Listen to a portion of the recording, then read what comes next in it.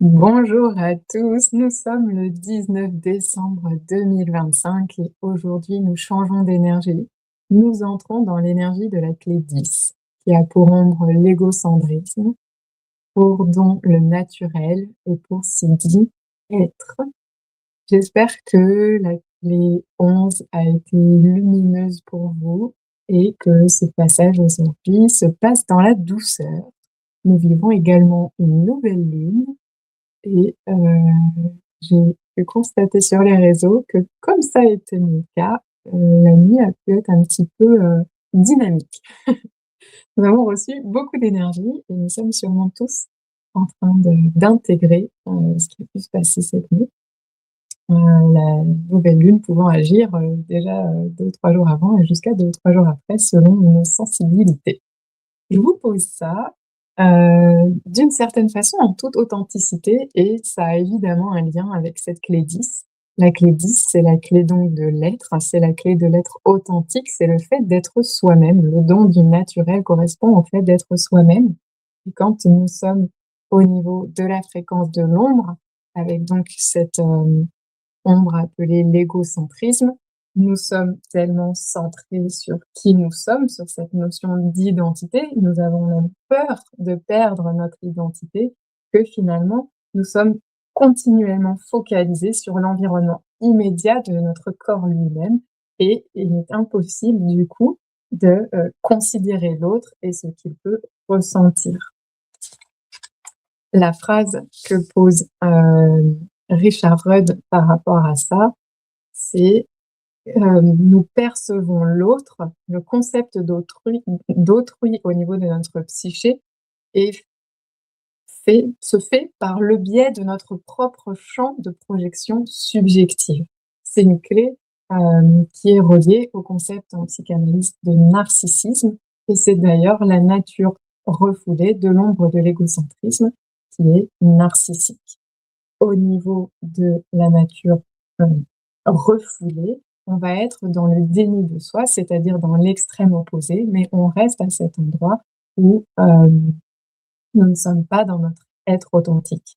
Le déni de soi, ça va être celui qui se focalise sur tout et n'importe quoi excepté lui et qui va du coup vivre pour les autres et à travers eux et être dans le compromis et fonctionner comme un zombie. On a, la partenaire de programmation de la clé 10 qui est la clé 15, qui a pour ombre la monotonie. Cette fois-ci, dans la clé 15, la peur est d'être différent et va créer des moutons. On retrouve donc dans l'énergie de la clé 10 dans laquelle on rentre aujourd'hui et dont on sortira le 25 décembre, potentiellement le risque de basculer soit dans un côté un peu zombie, soit dans un côté un peu mouton et dans le sens inverse, dans une version très narcissique de notre être et tout est OK. Je vais y revenir dans le processus décrit, dans le don du naturel. Hem, Soit donc dans cette version narcissique où on va nier l'existence d'autrui, on vit même, dans cette ombre-là, dans la paranoïa que, les autres trouveront un moyen de nous priver de notre droit à la liberté. Je trouve que c'est intéressant, que c'est pas forcément évident, que ce soit rattaché. Il peut y avoir cette notion-là dans le narcissisme. Les relations sont donc difficiles parce que la personne, est comme enfermée dans une histoire d'amour avec elle-même, mais du coup pas avec son soi véritable puisque, son être authentique, puisqu'à cet endroit-là du niveau de conscience et de fréquence, on n'y est pas connecté, on ne peut pas le percevoir. En réalité, Richard Rudd nous explique que le soi véritable est partout et en tout, car l'amour est son essence. Donc, va y avoir cette invitation dans le processus pour aller vers le Sidi de l'être, qui consiste à renoncer à cette identité individuelle qui donne une illusion de sécurité. En fait, cette clé, Richard Rudd va, nous partager différentes phases dans le processus, heu, de l'individuation, en fait, puisqu'elle nous parle exactement de ce processus-là. Il cite Jung à un endroit dans son livre, dans cette, également dans cette clé-là, c'est pas la seule. Hem, il nous explique que c'est quand nous avons épuisé, notre quota en quelque sorte, notre quête égocentrique du «Qui suis-je?» que nous pouvons petit à petit nous ouvrir à notre naturel. Donc il y a un processus qui passe forcément par cette phase-là. La première étape, c'est de se demander qui je suis, qui suis-je? Et la deuxième phase, vers le naturel, c'est cette quête et ces questions intérieures profondes avec un risque, dans, le parcours du coup assez spirituel finalement, assez qui est ésotérique, de tomber amoureux de la quête sans fin de la connaissance de soi. Donc il y a une vigilance, que Richard Rudd apporte sur ce chemin-là, qui est un chemin, propre à l'évolution de l'être humain. Donc finalement, il nous invite à être dans cette acceptation à chaque étape, dans chaque phase, de, l'endroit où nous en sommes par rapport à cet, égocentrisme et qui va, donc dans cette deuxième phase, donc dans cette phase de quête, nous avons cette recherche de mieux comprendre notre nature. Ensuite, la troisième phase, c'est l'effondrement et là, d'un coup, le naturel peut arriver. Nous abandonnons toute recherche.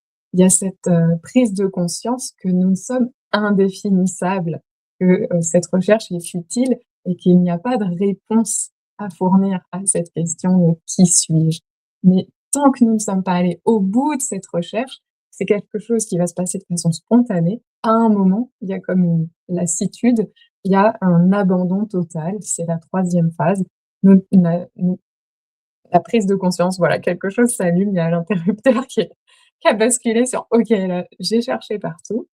C'est inconscient, on peut pas choisir de quand est-ce qu'on en a marre de chercher et qu'on bascule de l'égocentrisme au naturel.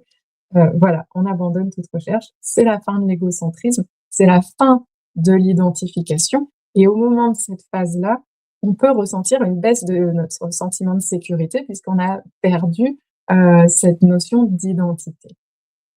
Il y a une phase d'intégration du coup qui, clôt cette phase 3 et petit à petit, un relâchement de plus en plus profond peut se faire.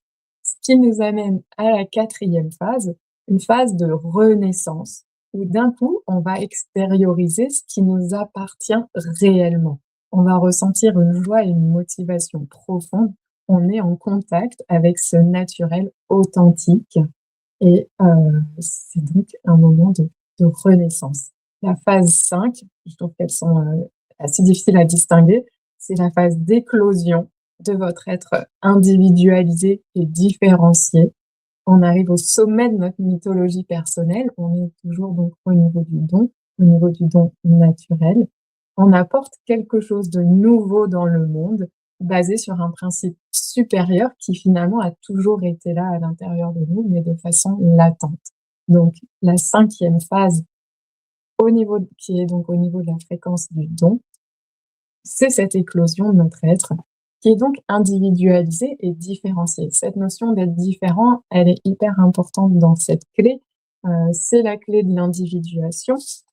Richard Rudd nous explique que la diversité est notre seul moyen de parvenir à l'unité. Si nous ne découvrons pas notre propre identité et notre singularité humaine, nous ne pouvons pas les transcender et nous ne pouvons pas conduire notre société vers un niveau plus élevé. Donc il y a vraiment, je le disais, hein, cette acceptation, c'est notre processus de réalisation et d'auto-illumination. C'est d'ailleurs le parcours qui accompagne le profil hologénétique. Il a appelé ça le chemin doré, Richard Rudd. Et voilà, on le parcourt dans un certain ordre où on finit, on pose des bases et puis on passe à l'intérieur pour, supprimer toutes les couches de conditionnement, jusqu'à notre cœur et pouvoir, voilà, fonctionner d'une façon ouverte et s'inscrire dans le monde. Et donc sans être passé par cette, phase-là où vraiment on est allé, regarder à l'intérieur, donc cet égocentrisme qui quelque part est sain, même s'il est basse fréquence et qui peut avoir, des versions, je me disais, une version refoulée, une version réactive qui vont créer des dommages, intérieurs et collatéraux. Ça fait partie du processus de l'évolution de l'humanité pour aller vers l'unité en passant par cette diversification et cette différenciation de chacun. Hem, ouais. Tout. Le voyage vers l'éveil est un voyage individuel, même si évidemment nous le vivons de façon collective actuellement en tant qu'espèce et le fait que les autres le vivent autour de nous soutient en termes, énergétiques. Et le fait que certains, n'y soient pas, voilà, peut plomber. On fait de notre mieux tous ensemble. On n'a pas choisi les mêmes blessures non plus à venir, incarner et transmuter. Il nous explique que la transcendance est atteinte quand on est capable de sacrifier sa vie pour quelqu'un ou une cause supérieure. Il y a, le CD du sacrifice, c'est la clé 19. Il me semble qu'elle est en Verseau. Je pense que je vous ferai la vidéo, le moment venu. Et c'est donc un CD et c'est l'ego qui se sacrifie. Je continue dans ma description. Voilà, tant qu'on est dans cette quête obsessionnelle, par rapport à avec une identification, finalement, on ne peut pas voir réellement qui nous sommes. C'est pour ça qu'il y a, un moment, forcément dans les processus, je cherche qui je suis et si ça s'effondre pas, on ne peut pas, finir par voir que, ben, non, en fait, on est indéfinissable et c'est comme un saut quantique qui va se produire. On bascule à un autre endroit. Et puis du coup, quand on arrive à ce niveau 5, cette phase 5 d'éclosion de cet être, l'être que nous sommes, et ben, ça pose un défi aujourd'hui pour la norme actuelle, puisque nous sommes à la frontière, nous devenons à la frontière de, l'évolution actuelle de l'humanité. Hem, voilà, il nous explique qu'on atteint la beauté véritable de l'individu qui trouve son expression dans le monde. Je vous le disais, je crois, la semaine dernière ou dans mon live, actuel sur le puisque en ce moment je fais le programme, Amour de soi. Cette clé 10, c'est la première c'est la première, heu, puisque aujourd'hui, c'est la première que je présente en vidéo. Donc dans ma temporalité, dans les vidéos que je vous présente depuis le départ, c'est la première qui est dans le cercle de l'humanité. Mais évidemment, c'est un cercle qui tourne, donc ça dépend à quel moment on le prend. Et donc, si vous voulez, dans le cercle de l'humanité, on va avoir différentes clés, la 25, la 38, la 17, la 21, la 10 dont je vous parle aujourd'hui et la 51. Et je vais vous présenter rapidement ce dont elle parle. Elle nous parle, donc Richard Rudd décrit, fait une phrase en reliant toutes ces clés. Il nous explique que nous sommes blessés dès le départ, ça correspond à la clé 25. Nous devons combattre nos ombres, la clé 38. Nous devons surmonter les limites de notre esprit, les 17. Nous devons abandonner notre besoin de contrôler la vie, la clé 21, et trouver notre être authentique, et donc ça, c'est la clé 10 que je vous partage aujourd'hui, avant de pouvoir nous éveiller, clé 51. Donc voilà, il y a tout un parcours. 5 et la clé 10, c'est déjà la 5e de ce parcours. Donc, nous arrivons blessés, nous devons combattre nos ombres, nous devons surmonter les limites de l'esprit, nous devons abandonner le contrôle, le besoin de contrôler la vie, ensuite trouver notre être authentique et puis on pourra s'éveiller. Et donc trouver notre être authentique est cette dernière étape, heu, avant de pouvoir s'éveiller et en même temps, en voilà, en vous partageant tout ça, on comprend bien que, c'est le concept du cercle de codon de l'humanité. Nous vivons tous ce même drame. Il y a une même chaîne qui se répète, il y a un même, narratif et quelque part d'en avoir conscience que c'est partagé par toute l'humanité avec évidemment des variantes au niveau des blessures et de certaines intensités et de l'ordre et de quand est-ce que ça se produit, la temporalité. Heu, En fait, savoir que voilà, ça arrive à tout le monde et que ça fait partie de cette expérience humaine, permet aussi d'avoir, un certain recul, un certain détachement ou peut-être que c'est plus facile à accepter et donc il y a cette invitation à choisir de ne plus s'opposer à la vie. Ça fait totalement partie de la vie, toute cette partie, basse fréquence, toute cette partie combat, toute cette partie blessure, toute cette partie limite, tout ce besoin de contrôle parce qu'évidemment il y a toutes ces peurs et cette recherche, voilà, égocentrée où, bah, il y a moins de considération pour l'autre, qui est, en ce moment à son summum d'une certaine façon, parce que nous traversons en tant qu'espèce la ligne 1, dont nous sortirons, début 2027 de façon collective. Donc de façon collective, je pense que ça va aussi superposer avec, une invitation qui est dans l'énergie de l'ère du Verseau. Nous sommes dans cette recherche d'individuation. elle passe nécessairement par un égocentrisme. On en voit, les dégâts. En même temps, on n'est pas tous en même temps, on n'est pas tous synchro sur ça et il y a des équilibres qui se font et l'espèce humaine n'est pas la seule à, avoir un impact sur, la planète. Un peu d'humilité. Voilà, nous avons, cette, difficulté en tant qu'espèce humaine, nous partage Richard Rudd dans cette clé par rapport, il nous dit que pour les animaux sont dans leur état naturel et nous l'avons quitté au moment où, le néocortex s'est développé. Nous sommes capables d'observer et finalement nous devons résoudre les problèmes que crée le fait d'avoir un esprit capable d'observer. Donc on est en train de, maturer, de mûrir, de grandir par rapport à ça. Je vais pouvoir vous en dire plus sur, la 6e étape de ce processus qui est donc celle de l'entrée au niveau du sidi et d'atteindre, l'être. Au niveau de la 6e étape, une fois qu'il y a eu cette éclosion, si nous continuons d'augmenter en fréquence et c'est ce qui se passe logiquement, puisque nous sommes tous en train d'évoluer, il n'y a rien à faire par rapport à ça en particulier. Le soi différencié dans la 6e étape, qui est la dernière, disparaît spontanément. On est au niveau sidique, tout est dissous, le soi, le non-soi, l'esprit, la forme, le but et le sens. La meilleure façon une bonne façon de décrire, enfin, ou de chercher à se représenter avec des mots ce que c'est être, ça va être l'expression «je suis». Mais attention, il n'y a plus le «je», car nous sommes pure conscience manifestée en tant qu'être.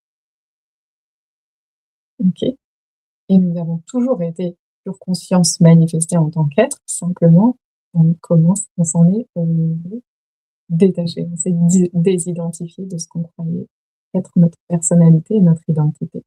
C'est un état du coup dans lequel l'évolution n'existe plus. Quand, une personne atteint ce sidi et s'éveille avec le sidi, de la 10e clé, l'univers tout entier s'éveille pour cet être, pour ce dans cette, conscience-là, dans cette couleur-là de la conscience. Donc il n'y a plus rien d'autre à faire. Donc ceci dit, il va amener de la légèreté et de l'humour, un humour profond envers la vie elle-même, qu'il va considérer comme un jeu et comme une illusion. C'est dans cette, clé-là, dans cette énergie-là, c'est avec ce filtre-là quelque part de cette couleur-là de la conscience qu'on considère que voilà, le temps est illusoire et l'évolution est un divertissement. Hem C'est, dans ceci dit, Richard Rudd va nous expliquer que la focalisation intense de dont est capable cette 10e clé, sur le soi, brise enfin son identification avec le véhicule pour faire l'expérience du soi universel, dont les multiples aspects flottent dans le médium de l'amour. Les 2 pôles de l'être et du devenir sont unis. Le devenir, ça va être, le sidi de la clé 15 qui est la florescence. C'est, cette floraison perpétuelle. Donc c'est quelque chose qui peut, amener une voilà oh mince, une énergie ou une dimension, un aspect évolutif et là, donc Richard Rudd à cet endroit va le résumer avec le verbe devenir et là, au niveau du sidi, les partenaires sont toujours réunis. Il y a réunification, on sort de la dualité et donc la 10 et la 15, ça va être l'être et le devenir. Donc dans la 10, c'est comme si les 2 étaient déjà réunis et dans la 15, les 2 sont aussi réunis. Dans tous les sidis, les partenaires sont réunis. Donc les 2 pôles de l'être et du devenir sont unis et la personne donc enfin la personne qui n'est plus, identifiée à la personne qu'elle est, se repose dans la nature véritable de l'être, tout en témoignant du courant tourbillonnant de la forme qui se complexifie à travers son devenir. On est, la le sous-titre de ceci dit, c'est la paresse divine. C'est, des êtres qui peuvent rester assis à rien faire et passer toute leur vie à rêver de la paresse divine de l'être. Avec, et qui donc peuvent être perçus de l'extérieur avec un autre niveau de conscience comme quelqu'un qui n'accomplit rien et en temps, il y a ce paradoxe, enfin, de cet espace-là, il n'y a jamais rien eu à faire parce qu'il n'existe personne pour le faire. C'est les paradoxes des différents niveaux de fréquence. Être, c'est, la nature de la conscience dans la forme. Elle n'a ni projet, ni direction. Elle est, tout simplement. C'est un géant qui sommeille dans notre génome, dans le génome humain, et il n'y a rien qui a plus de pouvoir que le simple fait d'être. Et se reposer sans attachement dans l'état suprême de l'être, tout en participant à l'aventure de l'évolution. Je vous souhaite une belle expérimentation pendant ces 6 jours. Voilà, peut-être que vous allez percevoir que vous faites peut-être aussi des allers-retours entre les différentes phases, les différentes étapes, d'individuation. Moi, j'ai le sentiment que c'est, voilà, mon évolution elle est bien en spirale. Il y a des moments où, hop, je monte en fréquence, j'arrive au niveau du don, des mini incursions, siddhiques, ponctuellement et puis des retours dans l'ombre, retour dans le don, on stabilise, voilà. Je m'habitue un peu à la température de ce que c'est d'être dans l'ombre et quelque part, il y a, le niveau de conscience qui augmente de ce fait, de l'expérimenter en conscience, ce niveau, ces fréquences-là, hem et bah, amène, comment dire? Soutient, une évolution, soutient, j'amène plus de douceur, plus de compassion. Du coup, je vais développer certains dons finalement et me rendre compte que, et bah, effectivement, à chaque, épreuve, challenge, bah, il y a un cadeau, il y a, la maturité, il y a des dons qui s'installent, il y a d'autres choses qui se posent et mon être qui se pose et ces couches et ces blessures, voilà, qui peuvent, commencer à se transformer, à se transmuter et plus de lumière, hein. On vient de terminer cette clé-là, heu, qui peut, heu, qui peut se diffuser à l'intérieur. Prenez soin de vous, profitez bien. J'espère faire la clé suivante, qui est quand même le 25 décembre, donc je vous avoue que c'est pas, gagné. J'espère la faire à temps, c'est surtout ça. Je Si je la fais pas à temps, je la ferai, à un moment ou à un autre. C'est un peu le cas aussi pour, la suivante qui est, la 58 qui aura lieu le 30 décembre et puis il y en aura encore une le 5 janvier, il me semble être la 38 mais sur ça, c'est pas sûr. Je sais pas, voilà, il y en a 10 et la 58 qui s'enchaînent. Hem, voilà, je préfère vous prévenir. J'essayerai de poser une vidéo pour le 25 et pour le 30. Je verrai, j'ai envie de suivre un peu aussi, c'était un sacré rythme de faire ces vidéos tous les 6 jours. J'ai envie de suivre un peu aussi, ce qui est bon pour moi.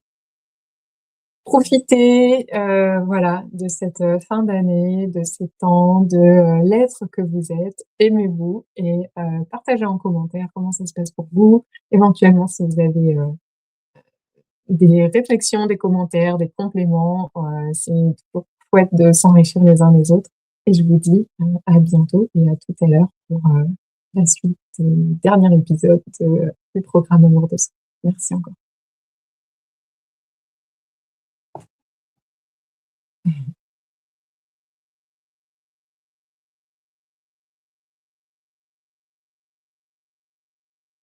Ça va pas se terminer aujourd'hui. Je sais pas à quoi c'est dû.